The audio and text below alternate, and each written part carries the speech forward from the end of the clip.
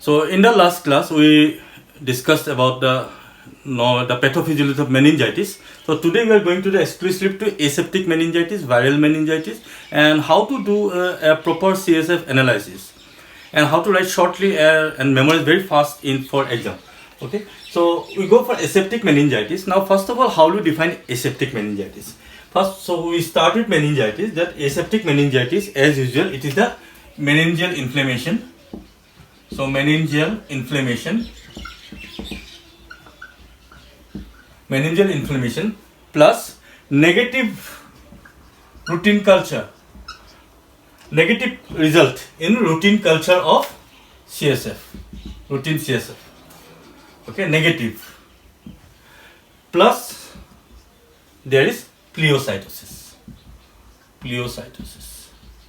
So these three things, when we get it, then we call aseptic meningitis, as like meningeal inflammation. That is common for any meningitis. There will be meningeal inflammation, right?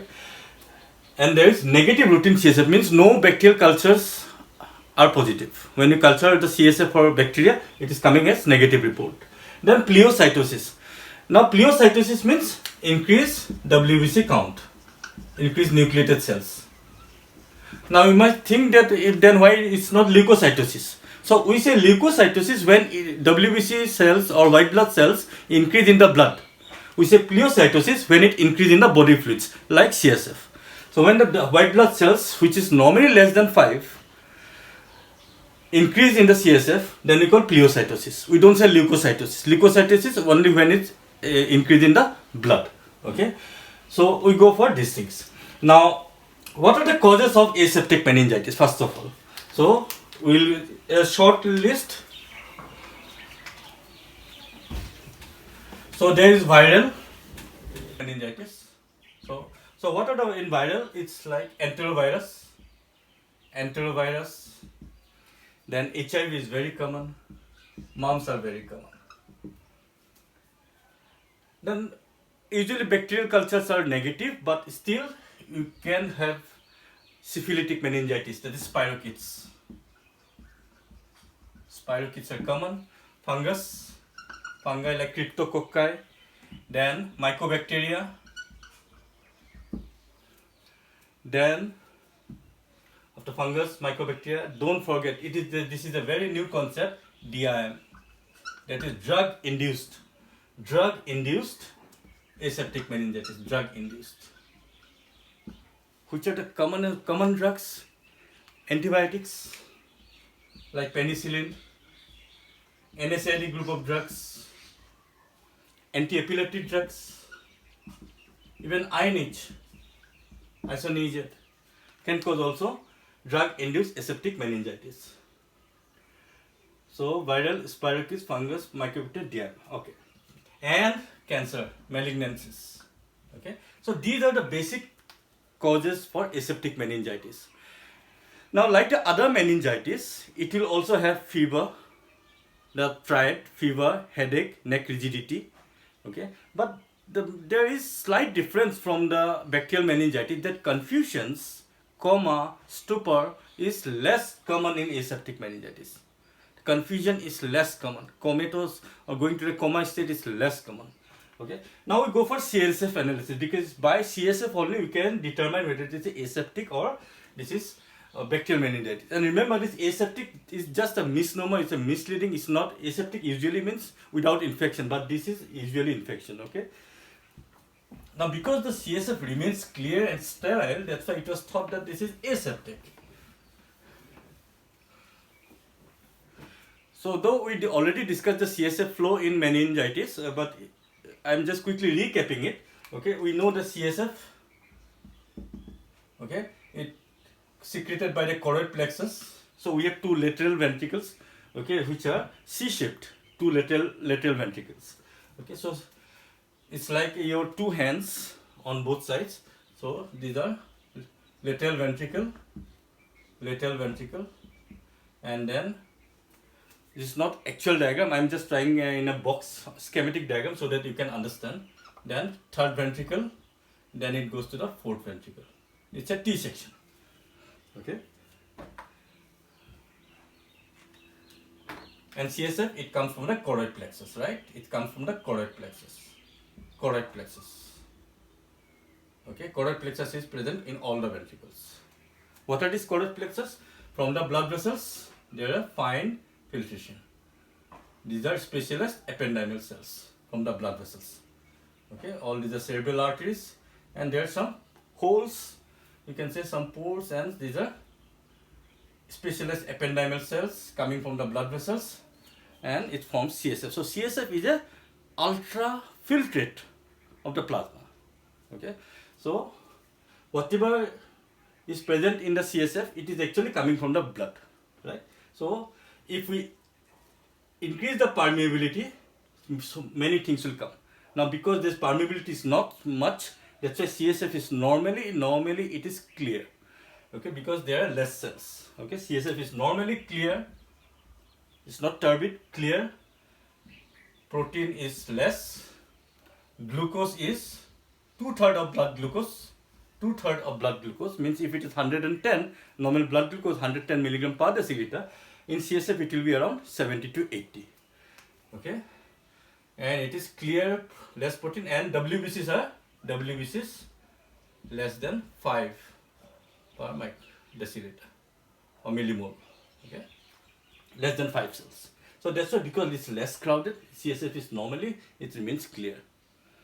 Okay, now we know what happens in meningitis. Meningitis is actually, it's not because of the inflammation, because of the infection, it is actually because of our body's immune response. When our immune system reacts because of that bacterial intrusion or viral intrusion, and there is increased permeability, and so many proteins come inside. So protein content is increased, glucose transportation is hampered, so glucose is decreased, so many things occur. Now what happens, we stick to the aseptic meningitis, what happens in viral meningitis or aseptic meningitis? Okay, so let's discuss in the chart. So when you write about CSF, when you have to make the chart in CSF, it's not at all difficult. Okay, just you have to remember the few code here. Okay, we'll make the chart here. Okay, when you write about CSF, you will just write, remember, it's just simple like a playing PUBG. Okay, so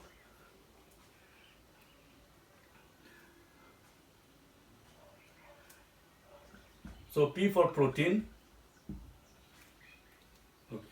okay, A for appearance, P for this opening pressure, appearance, and then protein, then PEP-G, glucose, Gram-stain, and WBCs, other cells. You simply write in this way, okay, and then you make a chart. Okay, it's normal and bacterial and viral. So normal, bacterial, viral. You simply make the chart. Alright. So what happens to the pressure? Okay. So normal pressure, opening tape pressure, means when you put a lumbar puncture needle, opening tape pressure is 5 to 20. 5 to 20. This is normal pressure. Now what will happen? Because of the inflammation, because of the inflammation of the meninges, immune system reactions, it's the whole fluid is increased. The volume is increased. Volume is increased, plus it's super crowded because of all immune cells coming in, which are what? Which are proteins. So proteins are increased. Okay, so there is the scenario of going to become bulging, or we can call hydrocephalus. So because of suddenly the normal volume is 150 ml. Anytime you find CSF is 150 ml. Now so when the volume is increased and you put a needle, what will happen? That suddenly it will come with an increased pressure. So pressure is in bacterial meningitis, pressure is severely increased. Opening tape pressure, okay, which can go beyond 30. It can go beyond 30. While in viral or aseptic meningitis, it is not so increased, because our immune response to the viral meningitis is less. That's why inflammation is less in virus or aseptic meningitis. That's why there is comatose or confusion is less in viral or aseptic meningitis. So what happens to the pressure? Mildly increased in viral. Now what happens to the appearance? Appearance is normally clear and transparent. Normally it's clear and transparent. But in bacteria it becomes so cloudy because of increased proteins, increased immune cells. Because of increased permeability, all the white blood cells, proteins is merged. And because of so much of crowded cells, the CSF becomes turbid. But in viral, it remains clear. It still remains clear and transparent because it's not so crowded. Protein content normally is 2.5 to 3.5 mole.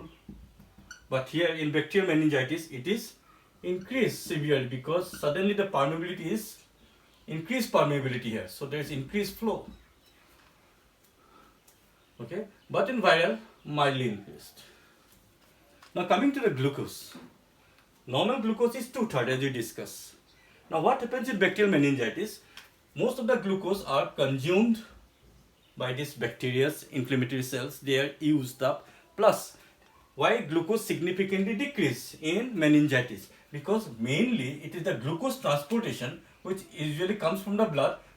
Which usually comes from the blood to the CSF. It is hampered. Okay, so it is a multifactorial cause. Okay, so why? Because often this question is asked in the exam. Why glucose is decreased? Glucose is decreased because of increased glucose consumption plus decreased glucose transport from blood to CSF. Okay, so glucose is decreased in bacterial, but in viral it usually remains same, not decrease. But if it is decreased in aseptic meningitis, then we go it for mycobacterium. Mycobacterium cases glucose is decreased, plus all these reports plus glucose is decreased. Then gram stain. Normally we don't find any gram stain, but in bacterial it's positive, while in viral it's again negative.